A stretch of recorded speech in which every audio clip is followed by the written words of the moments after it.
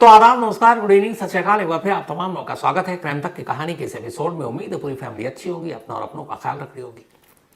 अभी कुछ दिन पहले की बात है, पहलगाम और उसके बाद ऑपरेशन सिंदूर, फिर भारत और पाकिस्तान के बीच ड्रोन हमले, सारी चीजें आपने देखी। और इसी दौरान में एक बहस हुई न्यूक्लियर वॉर की, न्यूक्लियर बम। पाकिस्तान के पास भी न्यूक्लियर बम, हमारे पास भी न्यूक्लियर बम।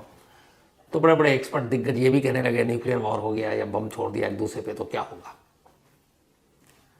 मैं यहां सिर्फ इसलिए ये कह रहा हूं क्योंकि आज के दौर में हम लोग बात कर रहे हैं न्यूक्लियर की, हम बात कर रहे हैं ड्रोन की, हम बात कर रहे हैं S-400 की, मिसाइल की, एंटी मिसाइल की, पता नहीं क्या क्या देश और दुनिया में अजीब अजीब हथियार हैं। मैन टू मैन वॉर अब होता नहीं, बटन दबाइए और दुश्मन पर टूट पड़ी। अब ऐसे में अगर आज के इस दौर में मैं आपको एक तस्वीर दिखाऊं, और ये तस्वीर ऐसी वैसी नहीं है, देश की हमारी प्रीमियम जांच एजेंसी CBI, मतलब इससे बड़ी इन्वेस्टिगेटिव एजेंसी तो हमारे देश में है ही नहीं।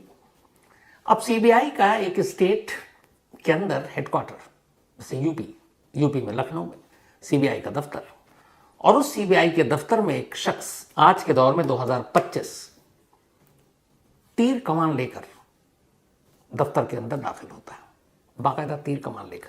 और वो शोपीस के तौर पर नहीं, दिखाता नहीं है, बल्कि आप इस अगर तस्वीर में देखेंगे उसके हाथ में तीर कमान है। वो तीर कमान से CBI के अफसरों को निशाना बनाने की कोशिश कर रहा है, बल्कि एक को तो उसने घायल भी कर दिया। और वहां मौजूद पुलिस वाले या CBI के बाकी अफसरों को समझ ही में नहीं आ रहा है कि करें तो क्या करें। पिस्टल से, तमंचे से, कट्टे से, चाकू से, तलवार से, बम से सारे हमले होते रहे। लेकिन यूपी की राजधानी लखनऊ में, वो भी CBI के हेडक्वार्टर में, एक शख्स तीर कमान के साथ दाखिल होता है। तीर कमान से CBI वालों पर हमला करता है और फिर बड़ी मुश्किल से उस पर काबू पाया जाता है। उसे पकड़ने के लिए पहले उसके ऊपर कुर्सियां फेंकी जाती हैं, डंडे से उसको डराया जाता है, लेकिन लास्ट में, और वो केबिन के अंदर भी घुसने की कोशिश कर रहा है, फिर पकड़ा जाता है। लेकिन इस दौरान CBI के एक दरोगा ASI, उनके सीने में तीर जाकर लगा था, जो पहला तीर उसने चलाया। अगर ये थोड़ा सा कहते हैं कि दाएं बाएं होता तो शायद जानलेवा होता। हालांकि ये दरोगा साहब इस वक्त खतरे से बाहर हैं, उनका ऑपरेशन हो चुका है, उनकी जान बच गई। लेकिन अब यहां यह सवाल है कि आज के इस दौर में एक शख्स जो बिल्कुल कहीं गांव से आया हुआ दिखाई दे रहा है, एक CBI जैसी एजेंसी के दफ्तर में घुसता है तीर कमान लेकर, और बाकायदा तीर से हमला करता है, जिससे बचाव का शायद पता भी नहीं, तरीका भी नहीं कि कैसे बचूं। क्यों? ये कहानी और ये तस्वीर है लास्ट फ्राइडे की, 23 मई, सुबह के 11:15। लखनऊ में हजरतगंज के पास CBI का हेडक्वार्टर है, और इसी CBI के हेडक्वार्टर में तमाम लोग मौजूद थे। गेट पर ASI खड़े थे और बाकी भी लोग अंदर मौजूद थे। 11:15 का वक्त था, 23 मई तारीख, दिन फ्राइडे। 11:15 पर अचानक जो CCTV कैमरे में कैद होता है वो ये कि एक शख्स अचानक तीर चलाता है, और जो गेट पर खड़े थे CBI के दरोगा, वो अपना पेट पकड़ते हैं या सीना पकड़ते हैं, झुके हुए हैं, और फिर वो अंदर की तरफ आता है। लोग अंदर वाले घबरा गए उसको देखकर इस हाल में। फिर जो जिधर बचने की कोशिश कर रहे हैं, कुछ लोग उसको पकड़ने की कोशिश कर रहे हैं, कुछ उसको धमकाने की कोशिश कर रहे हैं, और फिर आखिरकार वो पकड़ा जाता है। ये लखनऊ की कहानी, लखनऊ की तस्वीर। अब सवाल ये है कि एक शख्स तीर कमान लेकर CBI के हेडक्वार्टर में क्यों घुसा, जबकि वहां सुरक्षा भी है, सब कुछ है। तो ये कहानी है 32 साल पुरानी, 1993 की। और ये कहानी हमें ये भी बताती है कि हमारे देश में ऐसे कितने ही लोग हैं जिन्हें वक्त पर इंसाफ नहीं मिला, और जब वक्त पर इंसाफ नहीं मिला तो उनकी पूरी जिंदगी बदल गई। मैं इस शख्स से कहीं हमदर्दी नहीं रखता कि जो उसने काम किया है वो गैर कानूनी है। किसी की जान लेना, जान लेने की कोशिश करना, दोनों जुर्म है, गुनाह है। लेकिन इन सब के पीछे जो कुछ था वो उसके 32 साल का एक दर्द था। 32 साल से वो एक इंसाफ की उम्मीद लिए हुआ था, और वो 32 साल से मानकर चल रहा था कि आज जो उसकी जिंदगी बर्बाद हुई उसके पीछे कहीं ना कहीं CBI है। दिनेश मुर्मू, यही नाम है उस शख्स का जो तीर कमान हाथ में लिए हुआ है। दिनेश मुर्मू बिहार का रहने वाला है, और बिहार के मुंगेर से ही आता है। बात 1993 की है। तब ये रेलवे में सेकंड क्लास एम्प्लॉय हुआ करता था, मतलब रेलवे में नौकरी किया करता था, और इसी रेलवे में नौकरी करके वो अपना परिवार पाला करता था। अब दिनेश मुर्मू एक आदिवासी जाति से आता है, परिवार इसका वहीं बिहार में रह रहा था, मुंगेर जिले के बल्कि खड़गपुर का इलाका है। तो वहाँ परिवार रह रहा था, ये अपने रेलवे में नौकरी कर रहा था, ज़िंदगी ठीक ठाक चल रही थी। तभी 1993 में एक हादसा होता है। 1993 में दिनेश मुर्मू पुलिस में एक शिकायत लिखाता है। शिकायत ये कि रेलवे का एक एम्प्लॉय रिश्वत ले रहा है। 1993 की बात कर रहा हूँ मैं, 1993। और उसने कहा ये रिश्वत लेता है। पुलिस ने कंप्लेंट लिखी। कंप्लेंट लिखने के बाद फिर उसने बताया कि ये कब कब कहाँ कहाँ लेता है।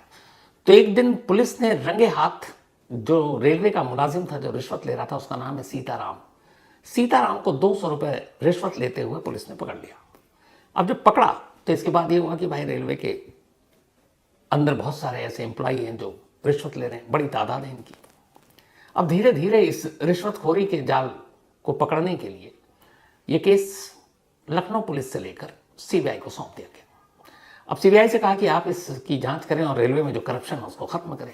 अब सीबीआई ने केस लिया 93 में, जांच शुरू हुई, बहुत सारे लोग पकड़े गए, बहुत सारे लोगों के खिलाफ केस हुआ। इसी दौरान में जो इस केस का शिकायत करता है यानी दिनेश मुर्मू,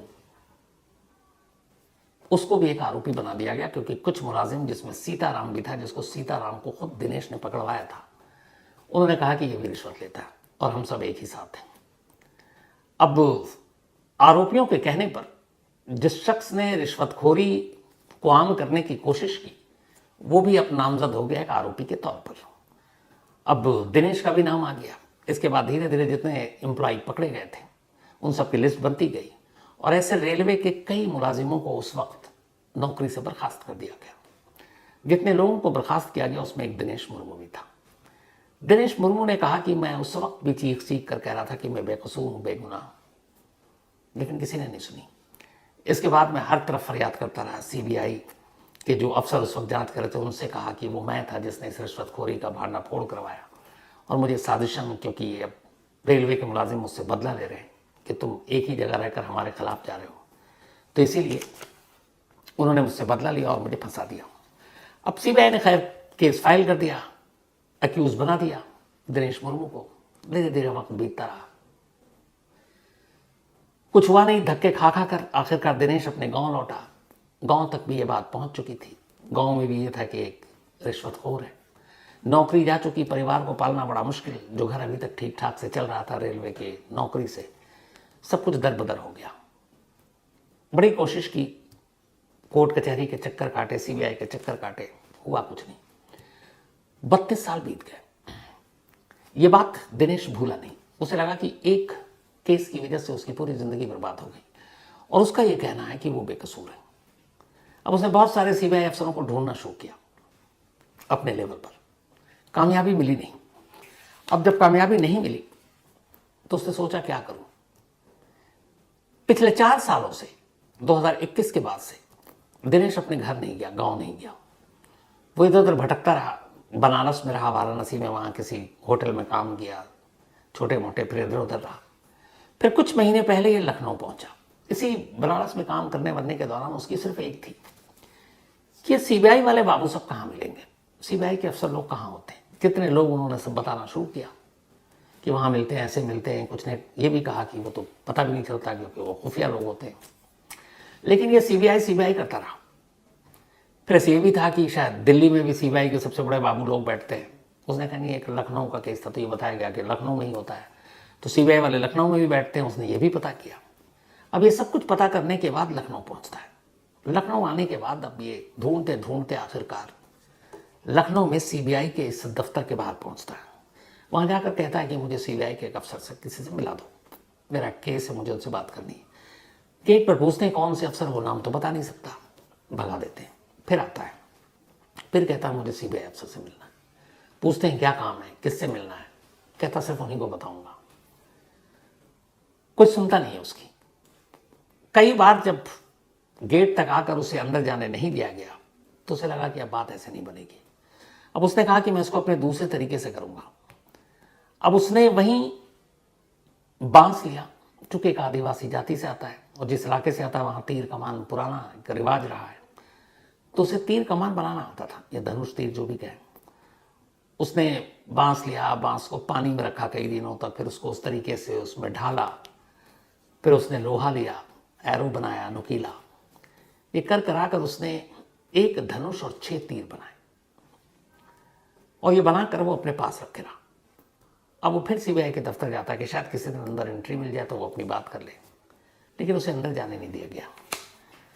लास्ट में इसे लगा कि अब इसे वही काम करना है जो धनुष तीर बनाकर इसने सोचा है। 23 मई को ये फिर सीबीआई के दफ्तर के बाहर जाता है। सड़क के एक दूसरे सामने पेड़ है, उस पेड़ के किनारे जाकर बैठ जाता है। इत्तेफाक से वो पेड़ के पास बैठा था। इधर सीबीआई के एक एएसआई थे जो उस वक्त गेट पर खड़े थे। वो देखते हैं कि एक शख्स पेड़ के करीब बैठा हुआ है, और उस जगह पर कोई इस तरीके से बैठे तो वो सीबीआई का भाई बिल्डिंग है, वो तो बड़ा अजीब है। तो उन्होंने उससे कहा कि तुम ये कौन हो, यहां से जाओ। वोट कर आता है, उसी एएसआई से कहता है कि मुझे सीबीआई अफसर से मिलना। अच्छा, इसी एएसआई से वो इससे पहले कई बार रिक्वेस्ट कर चुका था कि मुझे सीबीआई अफसर से मिलना है। एएसआई भी अपनी जगह सही, वो कह रहे हैं कि भाई नाम बता दो, किससे मिलना, क्या काम है वो बता दो। पर दिनेश मुर्मू की जिद एक ही थी कि मैं जो भी बताऊंगा उस सीबीआई अफसर को बताऊंगा, अपनी पूरी कहानी उन्हीं को बताऊंगा। तो उस रोज भी उसने यही कहा। अब 2-3 बार उस एएसआई ने उसको मना कर दिया था। इसके बाद उसने अचानक मना करने के बाद एएसआई दरवाजे की तरफ आता है। वो कपड़ों में छुपा कर रखा हुआ धनुष तीर निकालता है, और अचानक पहला निशाना उसी एएसआई को बनाता है जो गेट पर है। एएसआई अचानक हुए इस हमले से घबरा जाते हैं, और तीर सीधे सीने में आकर लगता है। और वो सीना पकड़े हुए इस दौरान में वो तेजी से इस गेट के अंदर की तरफ आता है। अंदर में हाथ में तीर कमान है। जितने भी सीबीआई के स्टाफ हैं या सुरक्षा स्टाफ है वो घबरा जाते हैं, क्योंकि ऐसा मंजर उन्होंने अपनी लाइफ में कभी नहीं देखा। तमंचा, पिस्टल, चाकू, तलवार, बॉम्ब सब है। आज के इस दौर में कोई तीर कमान लेकर एक सीबीआई की बिल्डिंग में घुस जाए, ये अजीब चीज़ थी, अजीब मंजर था। पहले तो उन्हें कुछ समझ में नहीं आया। कुछ पल के बाद जब उन्होंने देखा एएसआई घायल हैं, तब उन्हें इस बात की सीरियसनेस का एहसास हुआ। अब कोई जिसे कुर्सी मिल रही है वो फेंक कर उसको काबू करना चाहता है, कोई डंडा ले आया, कोई किसी तरीके से, और वो तीर लेकर आखिर में केबिन में भी घुस जाता है दिनेश। बड़ी मुश्किल से फिर उस पर काबू पाया जाता है। काबू पाने के बाद फिर उसकी धुलाई भी होती है। अब इसके बाद फिर फौरन घायल एएसआई को अस्पताल ले जाया जाता है। अस्पताल ले जाने पर पता चला कि वो किस्मत वाले थे। ज़रा सा इधर उधर और कहीं तीर लगा होता तो शायद जान खतरे में पड़ जाती। उधर पिटने के बाद दिनेश मुर्मू को भी ले जाया गया अस्पताल, वहाँ उसका इलाज चल रहा है। फिर पुलिस आती है, पुलिस अब तफ्तीश करती है। तब मुर्मू अपनी कहानी बताता है। पहले तो ये शक हुआ कि कहीं ये नक्सल या इस तरह की चीज़ें तो नहीं है, लेकिन वो बताता है मैं रेलवे का एम्प्लॉई हूँ। 1993 में मेरे कहने पर कई रिश्वतखोर लोग पकड़े गए, लेकिन उसी मामले में साजिशन मुझे फंसा दिया गया। 32 साल में मैं और मेरा परिवार बर्बाद हो गया। मुझे इंसाफ नहीं मिला, उस केस का भी कुछ नहीं हुआ। मैं सिर्फ इंसाफ चाहता था। जब इंसाफ नहीं मिला तो फिर मैंने ये तरीका अपनाया। तो उन्होंने कहा कि तीर और धनुष ही क्यों, तीर कमान क्यों? तो उसने कहा कि ये चूंकि मैं आदिवासी जाति से आता हूँ, तो हमारे यहाँ बंदूक, पिस्तौल ये सब तो इस्तेमाल उधर होता नहीं, तो हमारे यहाँ तीर कमान का कल रिवाज है और हमें सब बनाना आता है, तो इसीलिए हम ये लेकर आए। अब जो एएसआई यानी दरोगा वीरेंद्र सिंह इसमें घायल हुए थे, उनको भी डॉक्टर ने खतरे से बाहर करार दिया है। अब इस पूरी कहानी का सबसे अच्छा पहलू यह है कि दिनेश मुर्मू को पकड़ने के बाद सीबीआई के लोग और पुलिस वाले उससे गहराई से पूछताछ की कि इसकी सच्चाई क्या है। और जब उसने सारी बात, एक ही बात बार बार रिपीट की, कहानी बताई, तो खुद सीबीआई को इस बात का एहसास हुआ कि ये बंदा 93 के केस के बारे में सच बोल रहा है। अब इस बात का हुक्म दिया गया है कि 93 का वो केस रिश्वतखोरी का, जो रेलवे खासतौर पर लखनऊ में जिसमें मुलाजिम था दिनेश, उसमें क्या हुआ, उस केस का क्या हुआ, कोर्ट में क्या हुआ, कितने लोग थे, कितने की नौकरी गई, और क्या दिनेश सचमुच कसूरवार था, इसकी जांच की जाए। अब लखनऊ पुलिस और सीबीआई 32 साल पुराने उस गड़े मुर्दे को उखाड़ने की कोशिश कर रही है, ताकि ये पता किया जा सके कि दिनेश मुर्मू सचमुच एक रिश्वतखोर एम्प्लॉई था, यह साजिशन फंसाया गया। और दोनों में से जो भी हो, 32 साल तक अगर कोई शख्स इंसाफ का रास्ता देखे, इंसाफ न मिले, तो फिर ऐसी चीज़ें होती हैं और ये अफसोसनाक है। तो अब दिनेश मुर्मू की सच्चाई को पता लगाने के लिए 32 साल पुराने केस खोले जा रहे हैं। लेकिन दिनेश ने जो किया उसने वाकई हर एक को चौंका दिया। तीर कमान के साथ आज के दौर में सीबीआई जैसी एजेंसी के दफ्तर में घुस जाना और एक दरोगा को घायल कर देना। तो ये थी आज की कहानी। कहानी खत्म करूं उससे पहले वही अपना सिलसिला। आज आकाश रावल, हमारे विकी पाजी की टीम स्पोर्ट्स तक, आपको पता है मेरा फेवरेट चैनल, तो आकाश रावल भाई उसी स्पोर्ट्स तक से जुड़े हैं। बेहद मेहनती, बेहद सौम्य, सभ्य और हार्ड वर्किंग, डेडिकेटेड और बड़े अच्छे इंसान हैं। तो इनका आज बर्थडे है, तो हैप्पी बर्थडे आकाश रावल भाई। आप हमेशा अच्छे रहें, खुश रहें। और आज ये मिले तो पता चला मुझे कि जब इनका बर्थडे है तो उनकी बेटी ने कुछ कहा था आज आप ऐसे ड्रेसअप होकर जाएंगे, तब मुझे पता चला इनका बर्थडे है। तो फिर हमने कहा आप यहाँ क्या कर रहे हैं, आपको बेटी के और पत्नी के साथ होना चाहिए। तो उन्होंने कहा आप विकी पाजी छुट्टी नहीं देंगे जल्दी। तो फिर मैंने सिफारिश की विकी पाजी से जाकर कि भाई आज इनका दिन है, कम से कम छोड़ दीजिए। तो शायद वो आज जल्दी घर पहुँच जाएंगे। और विकी पाजी वैसे भी दिल के अच्छे इंसान हैं। और आजकल विकी पाजी और साथ में राहुल भाई, इन दोनों को एक नई धुन सवार हुई है। ये दोनों जब दफ्तर से निकलते हैं गुरुग्राम तक तो कहानियाँ सुनते हुए जाते हैं। पता नहीं आईपीएल से दोनों बोर हो गए। वैसे भी आईपीएल इस बार ढंग का तो हुआ नहीं। लेकिन thank you so much Vicky पाजी, राहुल भाई, आप दोनों की। और आपके फरमाइश पे वो कहानी भी मैंने आज आपको लिंक दीपक ने भेज दिया होगा। तो बस आपका सफ़र यूँ ही कटता रहे। आकाश रावल भाई वंस अगेन हैप्पी बर्थडे। साथ ही आज जितेंद्र अरोड़ा जी, इनका भी जन्मदिन है, तो हैप्पी बर्थडे जितेंद्र भाई। और ये हरविंदर उर्फ वीनू जी के हस्बैंड हैं, जियाम कासमी, बल्कि जियान कासमी, सॉरी, इनका भी आज जन्मदिन है, तो हैप्पी बर्थडे जियान। और ये मोहम्मद इसरार अहमद साहब ने भेजा, उनके बेटे हैं जियान। और इसरार अहमद हमारे सब इंस्पेक्टर हैं इंडो तिब्बत बॉर्डर पुलिस में, ITBP। साथ ही महक शेख, इनका भी आज बर्थडे है, तो हैप्पी बर्थडे महक। और ये इकबाल शेख की सिस्टर हैं गुंजन कुमारी, इनका भी आज जन्मदिन है, तो हैप्पी बर्थडे गुंजन। और ये अभिषेक श्रीवास्तव जी की बेटियां हैं। नेक सिंह, इनका भी आज बर्थडे है, हैप्पी बर्थडे नेक सिंह जी। ये राजवीर सिंह जी के पिताजी हैं। डॉक्टर राजेश बंसल, इनका भी आज जन्मदिन है, हैप्पी बर्थडे डॉक्टर राजेश। और ये स्मृति बंसल जी के हस्बैंड हैं।